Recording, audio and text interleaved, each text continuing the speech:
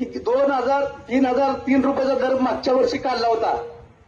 तो दर आमच्या बरोबर पांढरण साखरी 100 रुपये कमी आहे, बबनदादा 100 रुपये कमी आहे, त्यांच्याकडून तो फरक घ्या. आता दुसरा राहिला 3500चा प्रश्न. 3500 रुपये देतो म्हणला तुम्ही, ती द्या म्हणले. त्याला सुद्धा कायदेशीर अडचणी आहेत. आम्ही तो दर आम्ही लवकरच ती 3500 रुपये देणार आहे असं त्यांनी आम्हाला सांगितलं. मी म्हणलं आता चालू वर्षाला कमीत कमी तुम्ही 3,000 दर करा.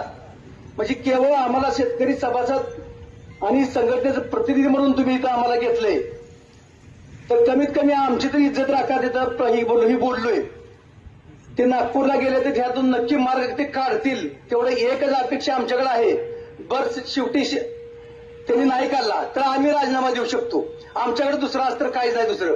बरं आम्ही काय निवडून आलेलं संचालक नाही, आमच्या यानं काय त्यांच्या प्रशासनावर मोठा फरक पडणार नाही. जर तुम्ही सांगितलं तर ते पण आम्ही मार्ग करायला तयार आहे.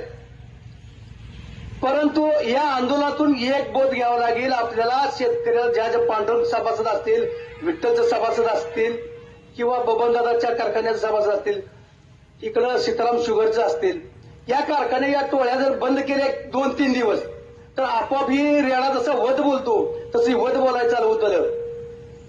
परंतु आपण सगळ्यांनी जनजागृत करून हे करावं लागेल.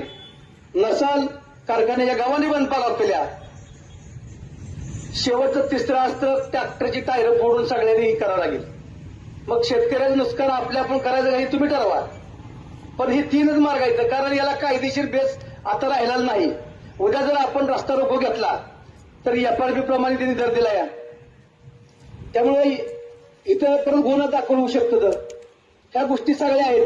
त्यामुळे सगळ्यांनी आपण आलेल्यांनी विचार करा, इथं काय करायचं, कोणता निर्णय घ्यायचा, त्या पद्धतीने आपण निर्णय घेऊ.